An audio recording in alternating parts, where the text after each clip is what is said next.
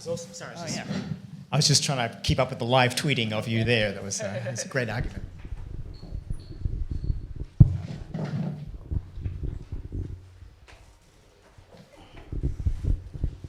So those were really fantastic. I want to give the audience an opportunity to ask some questions, but first, I guess the thing that struck me the most with both of your presentations is sort of this reckoning with, as you said, bad cybernetics.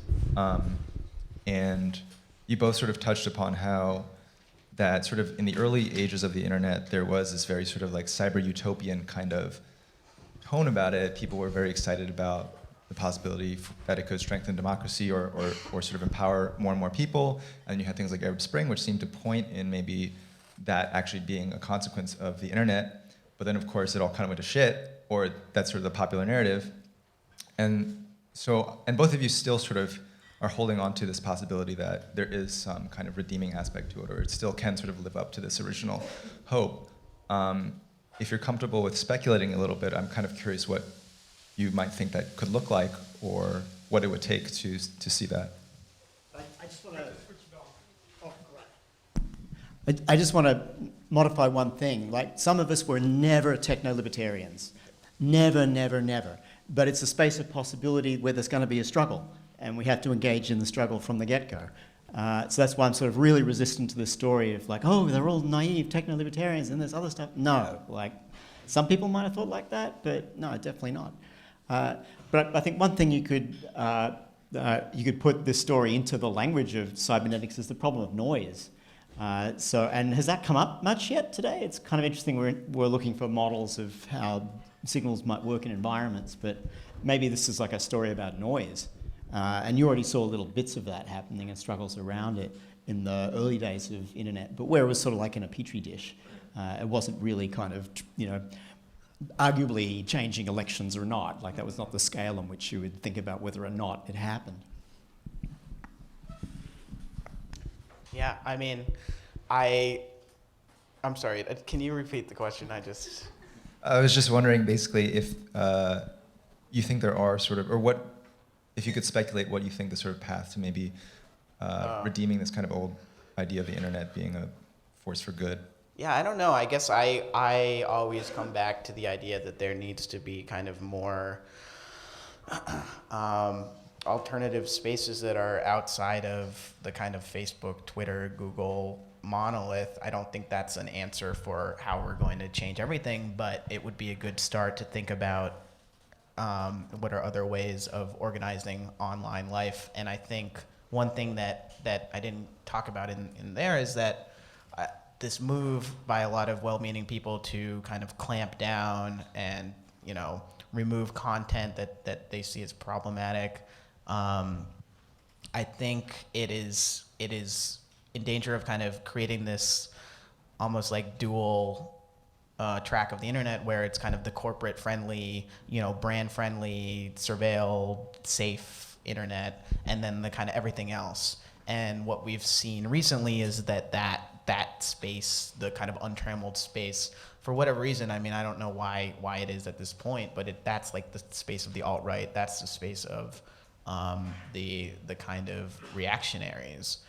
And that just seems like a bad choice we would have to make. So I would like to see like a third space there.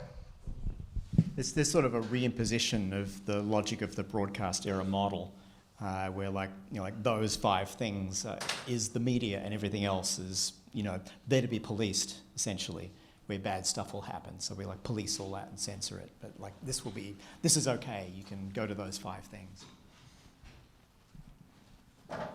I'm just kind of curious, were either of you ever users of Mastodon or familiar with it? No, what's Mastodon? So it's sort of this like, basically some people tried to make an alternative version of Twitter that was decentralized and self-hosted, so you could join a particular community's node. And it sort of was this kind of flash in the pan thing. Some people moved to it, but I don't really know if it had any staying power. But it seems to be. I use it every day all the time. Oh, okay. Well, that's awesome. So, okay, so everyone join Mastodon, because it could be potentially this third space. It's not another LO or whatever. I was going to say it's a new LO, yeah. It's not the new Cool. So I'd like to open That's it. a slogan, not the new Ella. So I'd like to open it up to the audience. If anyone has any questions for Ken or Adrian.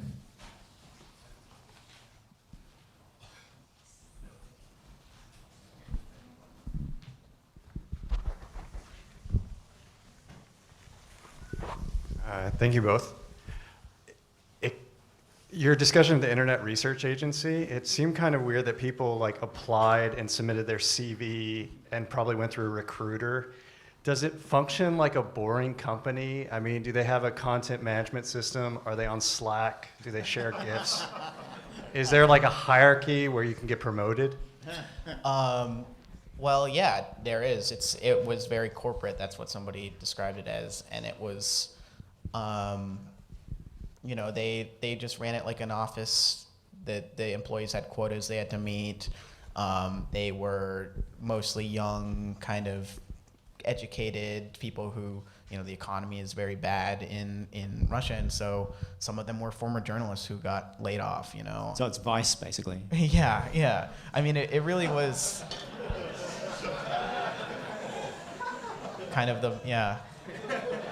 with one client. Yeah, it was kind of like an advertising agency, and that was how it was described to me. And I think I have always thought of that, what was going on, more from the idea of like an advertising agency rather than, you know, a cyber war operation.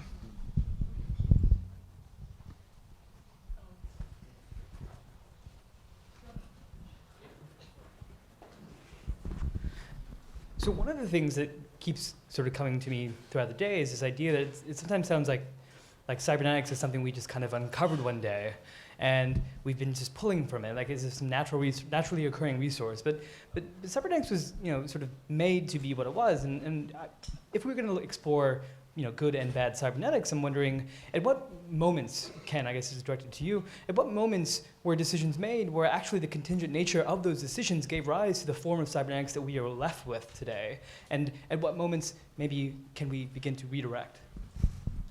Oh my God, it's such a big story, yeah, because it's goes back to the 1940s or even earlier, and maybe the two key pieces would really be Bell Labs and trying to make telephony work, and the second is the war. And then the war is kind of great accelerator, where a lot of the really basic pieces of this technology kind of come together. And interestingly, a time when everybody just chose to not worry about intellectual property and just share stuff like crazy, and just put scientists and engineers in the same lab and figure stuff out and worry about who owns it later. And you know, just theoretically, there could be like a link between the method and the result. That like really incredible breakthroughs happened in that period immediately just after, with like sort of Shannon in '48, for example. So you know, to me, it's like what then becomes of that later, and how is that embedded, for better or worse, in a series of military technologies, in a series of corporate strategies of you know, control of the workplace. Often really crazy stuff about how to manage white-collar work is one of the, we think of that as like a recent thing, but that's got roots all the way through this. Melissa Gregg has been doing some interesting work on sort of tracing some of those stories. And Haraway's good on this, of like, let's do experiments on primates to figure out how to make office workers docile and not unionized. Like, this is like a thought in people's head in the 50s. So like it's sort of like too big a story, but it's sort of like maybe the history we need now, like the thing to pay attention to. Because, you know, I certainly thought in the 80s, like, no one has thought about this ever before, and it's like, yes, they have. So it's to kind of like, you know, like weave the threads, because there might be resources we can use at each of those turning points to rethink, you know, what are the other paths that weren't explored.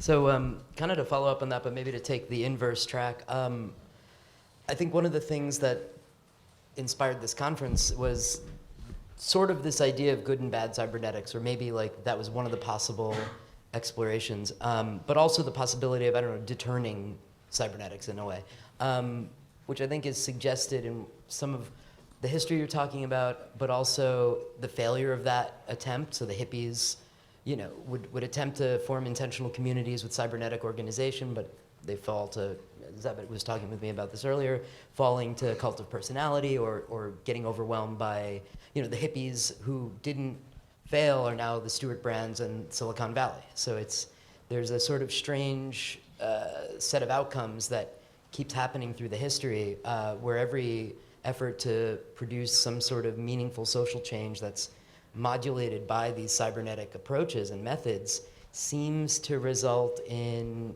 creeping authoritarianism or an entrepreneurial turn. So like Adrian's referring to what the internet as the playground for the alt-right but owned by the 5 companies is sort of what you described as the bad cybernetics, but it's also the neoliberal sort of reality or whatever we want to call it. But I don't know, it calls to question for me, like, I want to be optimistic about our ability to sort of take the frameworks that cybernetics makes available and use them in a liberatory, or if not liberatory, because that's loaded, like, some way that enhances agency, or some way that gives sort of voice to underrepresented voices, or produces some sort of level. But the problem is it inherent in the structure or in the method? This is one of my great skepticisms. Is there something intrinsic to the methodology and to the type of discourse that cybernetics lives within that inevitably, seemingly historically, like, leads it to be subverted into what we now have right now, which is what Adrian was describing and what is evident in any domain you want to go into. Architecture is what I know, and it's abundant that there are efforts to sort of subvert it from within that just become the new mall, so. Yeah, I don't know if intentional communities fail at any higher rate than businesses do, right? Most businesses fail. Like, that's just a fact of, of how businesses work. So I don't know, the one thing we do know about intentional communities is none of them have ever scaled. Like, that's the one thing. So maybe you still need states to do things, and that may be controversial to some, but we could think about what, big non-corporate organisation could be and could do. That seems like it's like a conversation you're not even allowed to have, yeah? What would a high-functioning state look like, as if you're not even allowed to talk about it? And yeah, one has to sort of think about these discourses as sort of somewhat ambivalent inheritances, given how they were made. Even somebody like Bateson is living in a really privileged world of elite higher education where certain problems just never occur to you. They never talk about labour, and surely that's the big story, that control and logistic technologies just so obliterated the power of labour in the developed world that you've got massive income inequality that's gone on for 30 years. Real wages have been flat in the United States for 30 years. And that's one of the things producing forms of exploitable populist discontent. When your kids are going to be worse off than you were, why would you not, think outside the parameters of acceptable politics with that? But also optimization, right? It's like cybernetics is sometimes implicitly used for its optimization rationality, and so labor is exactly what gets crushed in that. So that's yeah.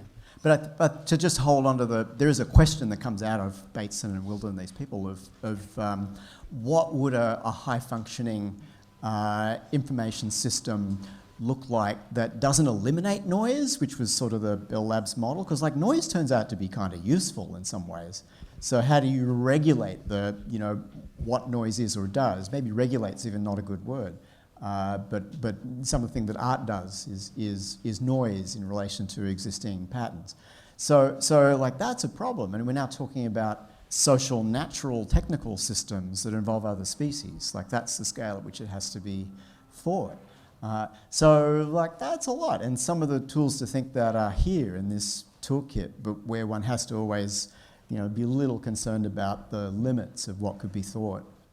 By a sort of privileged, mostly white guy world, with some honourable exceptions like Margaret Mead, right? So yeah, some things are in it, but not everything. To answer some questions.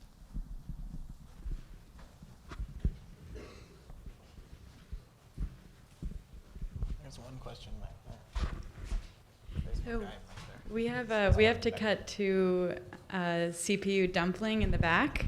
Taeyun Choi has been cooking along with Alexis and Chow some amazing dumplings for you all. And then we have our last keynote, Wendy Chen. So I'll see you at 6:30. Thank you. And thank you, Adrian and McKenzie. And Francis. Great talk. Yeah, a pleasure. Yeah.